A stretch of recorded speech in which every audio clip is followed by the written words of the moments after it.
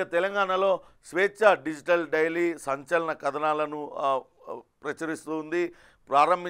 ప్రచురణ ప్రారంభించిన మొదటి రోజు నుంచే అనేక గత ప్రభుత్వ అవకతవకలన్నింటినీ బయటపెడుతూ ఉంది. రోజుకో సంచలన కథనంతో ప్రేక్షకుల అభిమానాన్ని స్వేచ్ఛ డిజిటల్ డైలీ పత్రిక చొరగొంటుంది. ఈరోజు కనుక మనం ముఖ్యమైన వార్త కనుక చూసినట్లయితే ఉత్తరాన ఎదురుగాలి అంటూ సంచలన కథనాన్ని ఇచ్చింది. ఇప్పటికే బీజేపీ హ్యాట్రిక్ కొట్టాలి, కేంద్రంలో మూడోసారి మోడీ ప్రభుత్వం అధికారంలోకి వస్తుంది, 400 సీట్లకు పైగా గెలుస్తాం, 370 సీట్లు ఖచ్చితంగా వస్తున్నాయంటూ చెప్తూ వస్తున్నారు బీజేపీ అగ్రనేతలు. కానీ అక్కడ నార్త్ ఇండియాలో అంటే ఉత్తర భారతంలో అటు బీజేపీకి ఎదురుగాలి ఉంది. అక్కడ బీజేపీ పాలిత రాష్ట్రాల్లోనే చాలా వ్యతిరేకత ఉంది.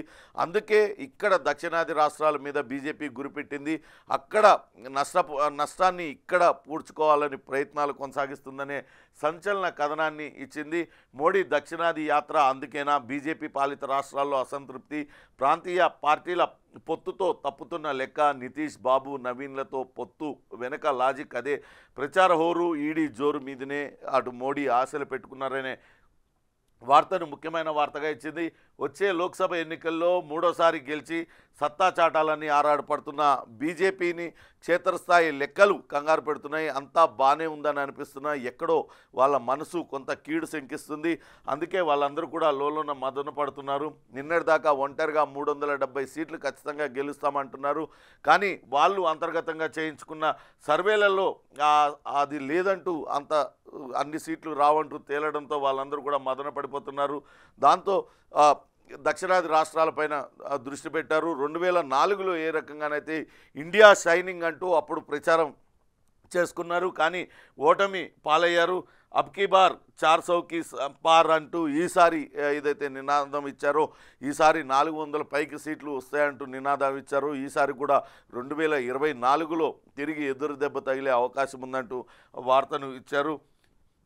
ఈ నినాదం ప్రతికూల ఫలితాలను ఇస్తుందనే బెంగ ఆ నేతల్లో స్పష్టంగా కనపడుతుందనే వార్తను ముఖ్యమైన వార్తగా ఇచ్చారు. అందుకే మోడీ ఇక్కడ దక్షిణాది రాష్ట్రాల మీద దృష్టి పెట్టి ఇక్కడ వీలైనన్ని ఎక్కువ సీట్లు గెలిచే విధంగా ఆయన వ్యూహం పన్నుతున్నారు. ఉత్తరాది రాష్ట్రాల్లో బీజేపీ పాలిత రాష్ట్రాల్లో ప్రజల్లో తీవ్ర వ్యతిరేకత ఉంది. అక్కడ చాలా నష్టం జరిగే అవకాశం ఉంది. 400 సీట్లలో ఈసారి గెలవాలంటూ వాళ్ళు ఏదైతే నినాదాన్ని పెట్టుకున్నారో 2004లో ఇండియా షైనింగ్ అనే నినాదం బెడిసి కొట్టింది. ఈసారి 2024లో అవే ఫలితాలు రిపీట్ అయ్యే అవకాశం ఉన్నట్లుగా అటు సర్వే ఫలితాలు వెల్లడి కావడంతో అటు బీజేపీ నేతలు అంతర్మదనం చెందుతున్నారనే వార్తనిచ్చింది. ఇక్కడ తెలంగాణలో కాంగ్రెస్ ప్రభుత్వం ఏర్పడిన వెంటనే రేవంత్ రెడ్డి గత సర్కార్ ఏదైతే పాల్పడిన అవకతవకలపైన విచారణకు రంగం సిద్ధం చేశారు. దానిలో భాగంగా అటు విద్యుత్ రంగంలో అనేక అవకతవకలకు పాల్పడ్డారు. విద్యుత్ కేంద్రాల నిర్మాణంలో కావచ్చు, అట్లనే విద్యుత్ కొనుగోళ్లలో చాలా అవకతవకలకు పాల్పడ్డారు, అక్రమాలకు పాల్పడ్డారు, కోట్ల రూపాయల నష్టం వాటిల్లేలా చేశారంటూ రేవంత్ రెడ్డి గతంలో పీసీసీ అధ్యక్షుడిగా ప్రతిపక్ష నేతగా ఉన్న సమయంలో అనేక ఆరోపణలు చేశారు. తాజాగా దానిపైన ఒక జ్యుడిషియల్ కమిటీని వేశారు. మాజీ న్యాయమూర్తి జస్టిస్ లింగాల నరసింహారెడ్డి అధ్యక్షతన ఆ కమిటీ పనిచేస్తుంది. జ్యుడిషియల్ కమిటీ నిన్న మొదటిసారిగా బీఆర్కే భవన్లో ఆ కమిటీ భేటీ అయ్యింది. 100 రోజుల్లో తేలుస్తామంటూ ఆ కమిషన్ చైర్మన్ నరసింహారెడ్డి చెప్పారు. విద్యుత్ అక్రమాలపై విచారణ షురు, 100 రోజుల్లో ఆ నివేదిక ఇవ్వడానికి సిద్ధమవుతున్నారు.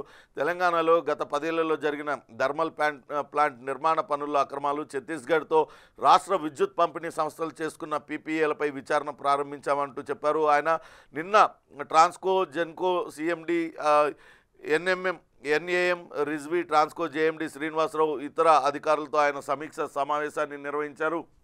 ఈ నిర్ణయాలు తీసుకున్న ప్రతి ఒక్కళ్ళతో తాము కలుస్తూ ఉంటాము, వాళ్ళందరినీ కలిసి వాళ్ళ దగ్గర నుంచి పూర్తి వివరాలన్నీ కూడా సేకరించిన తర్వాత 100 రోజుల్లో ఈ అక్రమాలపైన నివేదిక ఇస్తామంటూ జస్టిస్ ఎల్ నరసింహారెడ్డి చెప్పాడనే వార్తను ముఖ్యమైన వార్తగా స్వేచ్ఛ డిజిటల్ డైలీ ప్రచురించింది.